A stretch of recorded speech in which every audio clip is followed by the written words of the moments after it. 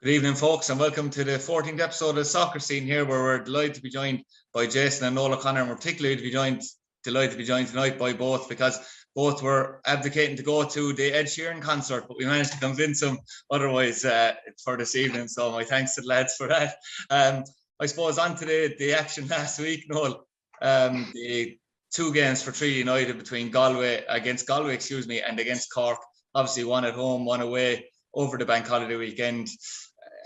Two defeats for Treaty. The manner of them differed somewhat because obviously they conceded 3 late goals against Galway to lose that game, and obviously conceded 3 against Cork, but it was a more comprehensive victory, I suppose, for Cork City in all. As I said, 2 different types of defeats, Noel, but nonetheless, obviously 2 losses which disappoint them.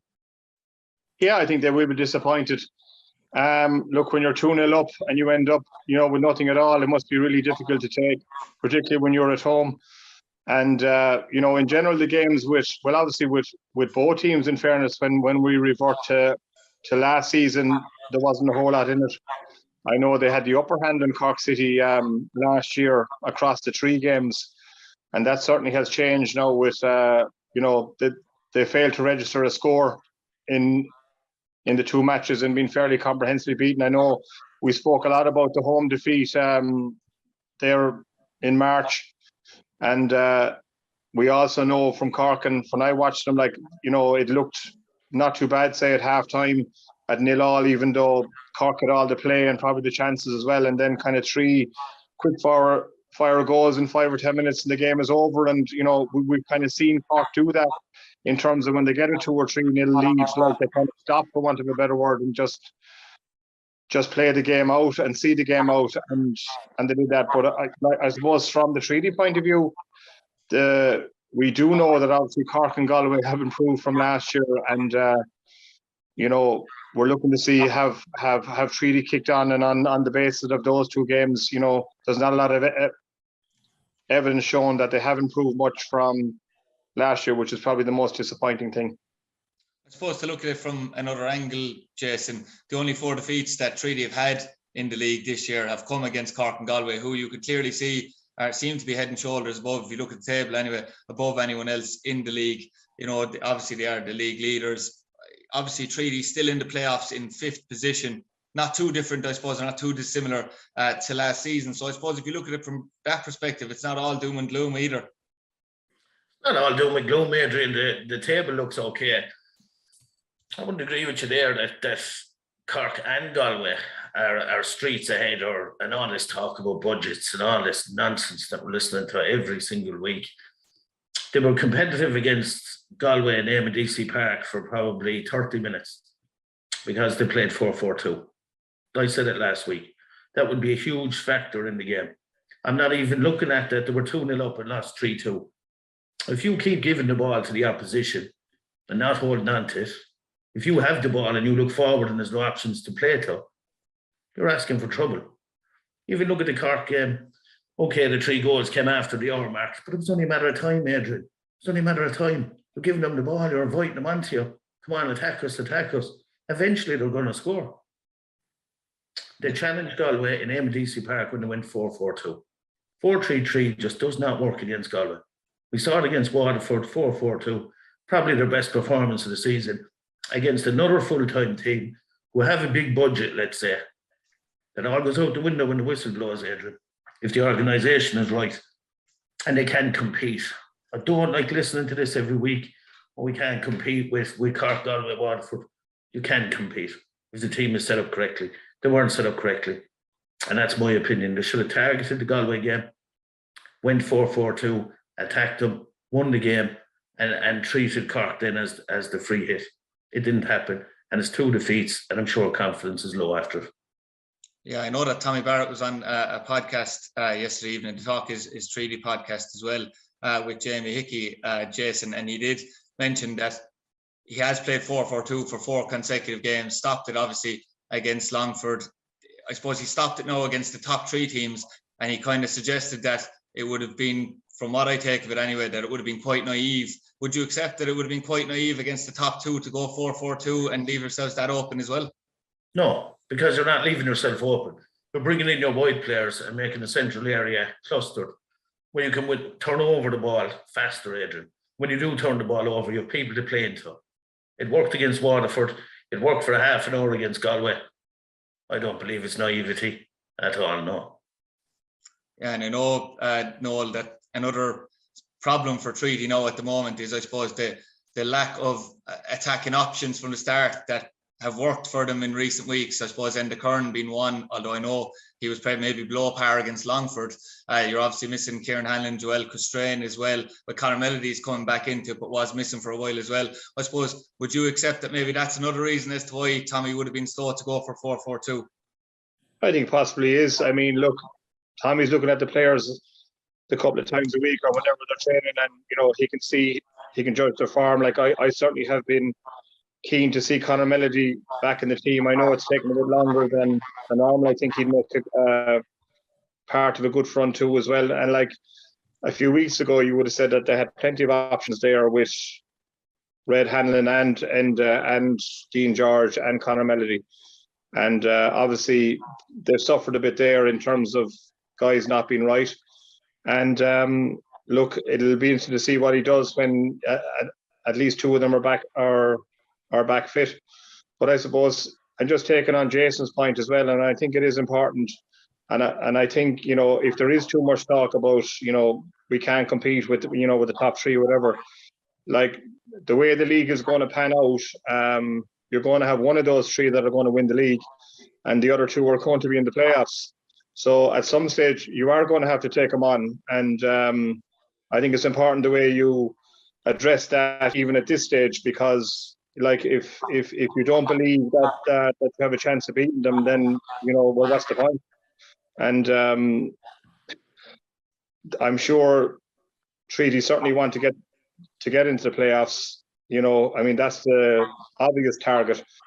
But after that, to show that improvement, they are going to have to take them on sooner or later. So to say at this stage of the season that we can't compete them, it's certainly not sending out the right message either to the squad or certainly to the fans who go there and say that, that group of people that, that floating fan, if you like, that if things are going well, they certainly will be there. It's certainly not the right message to be sending out to them.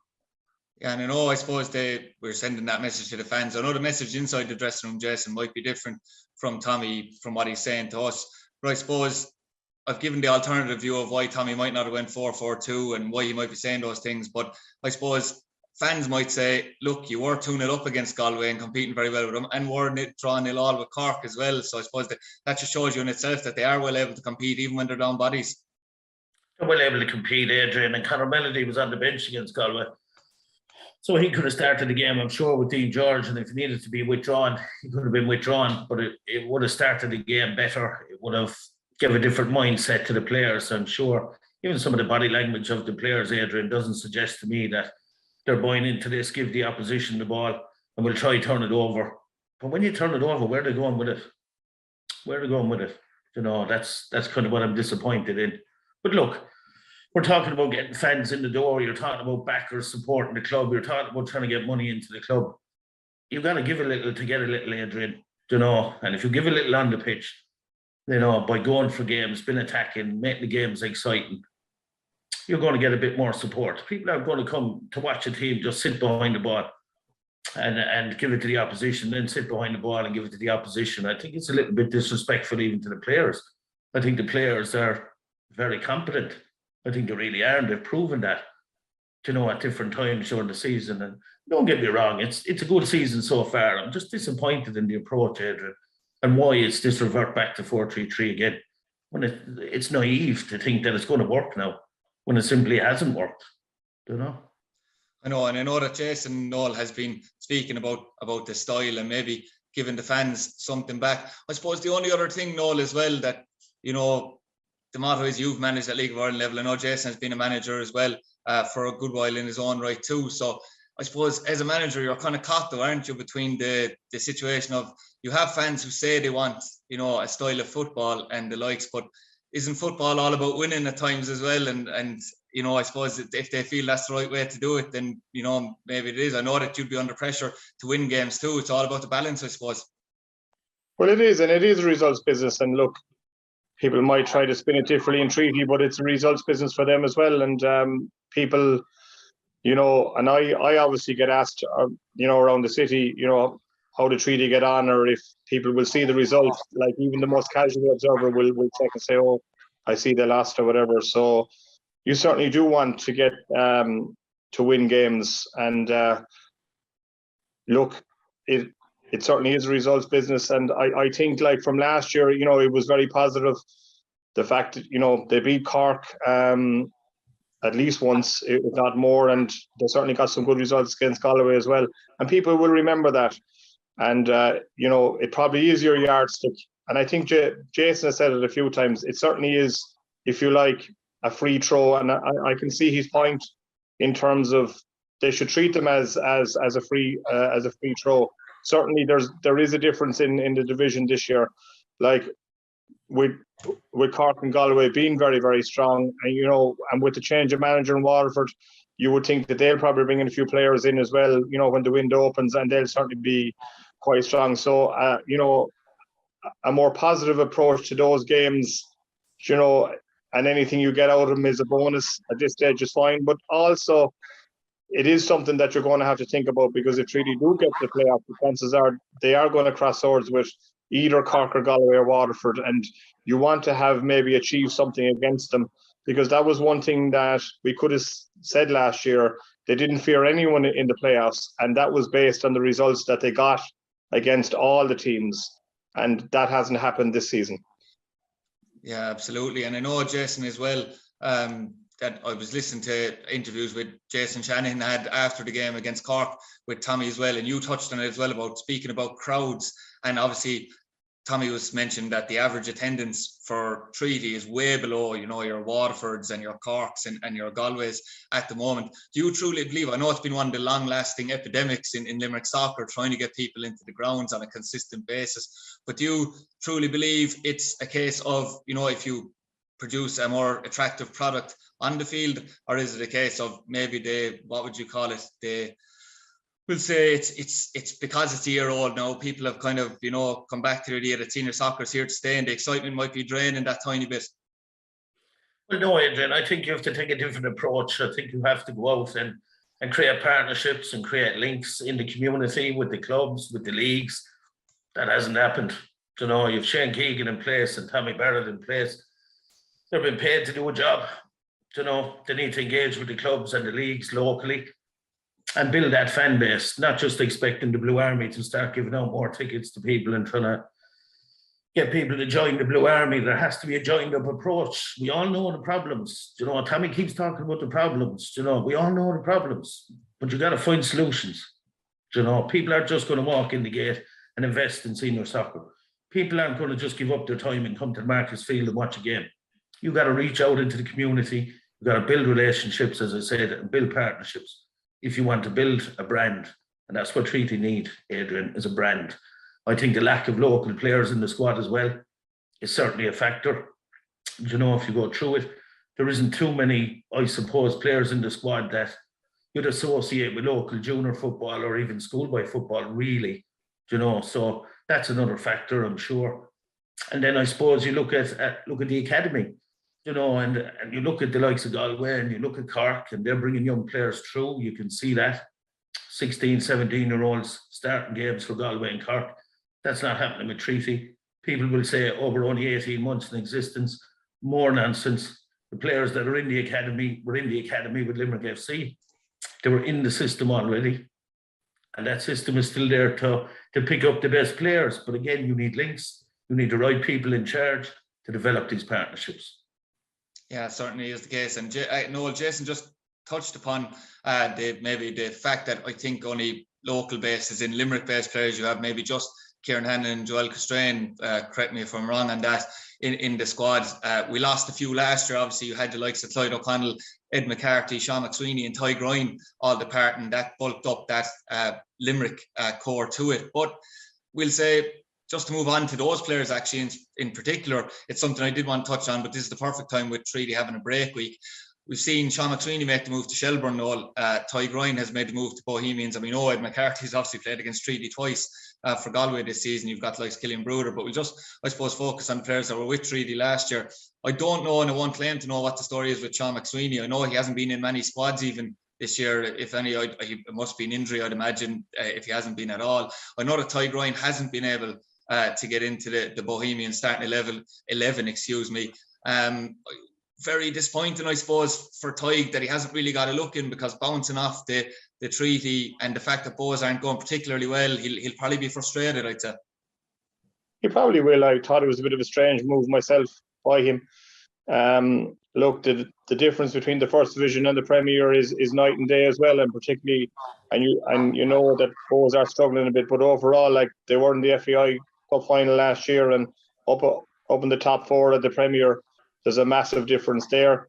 Tig did really well last year, but it was his first year, if you like, his first complete year, and just towards the end of the season had a couple of rocky moments as well. I think Sean McSweeney moved as well for a job purpose maybe, and I thought it was a kind of a strange move as well. Again, it was his first year. I wasn't quite sure, was he ready to make the move away from Limerick and be a success. I thought that he probably needed another season, to kind of cement that. And I've seen players like him as well that do quite well in Limerick, and just maybe to struggle a bit when they move to another club. And I think he could be a guy that you may see back in Treaty, maybe if not this season, certainly next season. Yeah, without wishing players to drop down levels, I suppose that would be brilliant for Treaty if they managed to get the likes of those players back, Jason. But what's your own view on that? I know that we were obviously very happy to see players move in some ways from Treaty, just to go as long as it's going to a higher level, I suppose. But obviously frustrating them when you don't see those players getting a chance in the teams they're going to. Yeah, look, I'd agree with Noel. I think the move for Ty Grind was a bit early. This is probably his first full season in the first team, I suppose, with Treaty last year. He needs to build a bit of a reputation, Adrian, before going to a club like Bohs. It's just my own opinion. And then when you do go, you're number one and you're going to play. And Todd has been very good, it must be said, to be fair, yeah. Yeah, but Tig has sat on the bench for a number of years now in a number of different clubs, and when he came to Treaty last year, the word was coming out, he wants to play, he has to play, and we saw that with Shane Cusick departing and things like that. It was obvious that Tig was number one. So, strange move. He had a very good season, but a bit early for him to be going expecting to be number one, I think, in a Premier Division team. Sean McSweeney, as Noel said, I think it was for work reasons. Is he at the level that Shelburne want or need? Not so sure.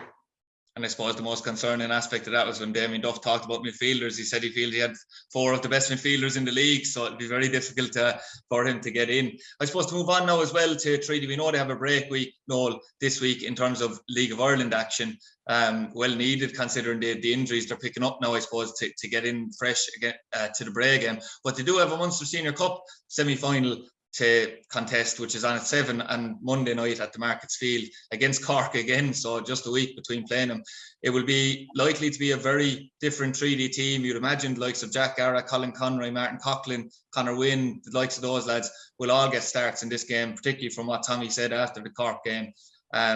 So, it will be a different game. So you're kind of caught, aren't you, Noel, in the middle, because you've obviously won the Munster Senior Cup during your time at Limerick FC. You'd love to win a cup, but obviously as well you have to balance it out with what's best for the team, then playing Bray 4 days later.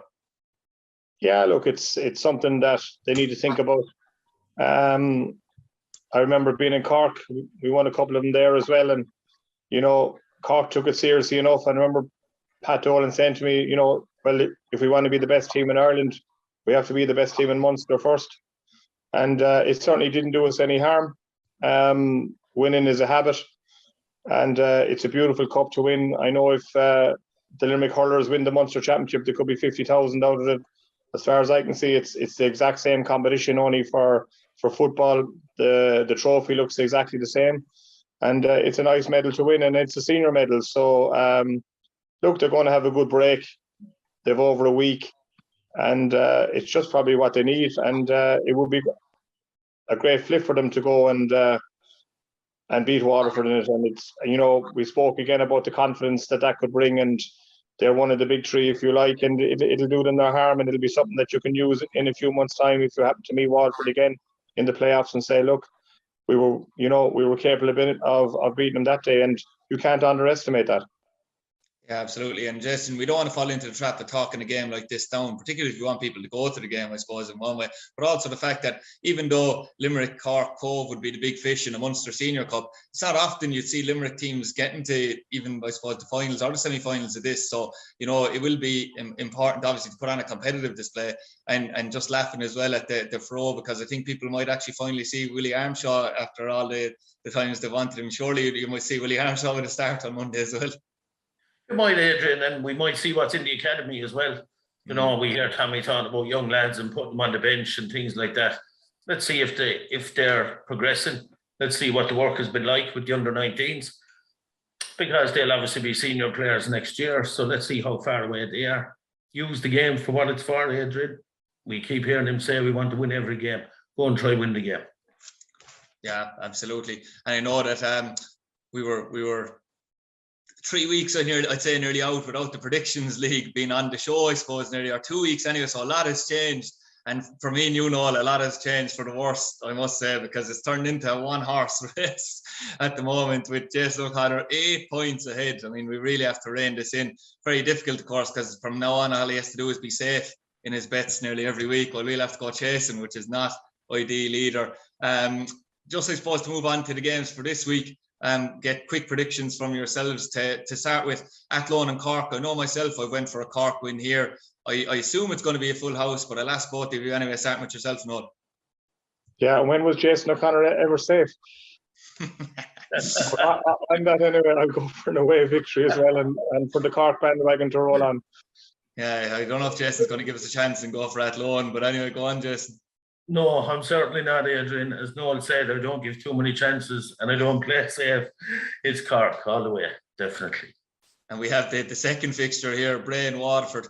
Crazy. I was hoping to touch on it, but we won't really have the time. Crazy scenes with Pat Devlin and the supporters in Bray. Really, it was ridiculous on all fronts. I don't think anyone came out of it looking very well, to be honest with you anyway. But Bray against Waterford, we'll see what the reaction is on Friday night. I know I've went for a Waterford win myself. What about yourself, Noel? I'll go for Waterford win as well. And yeah, I think we can't look any other way, Adrian. I think Waterford need to start winning. They need to start picking up the points. They need to start chasing Galway and Cork. So I think this is a perfect opportunity, and they should get to 3 points.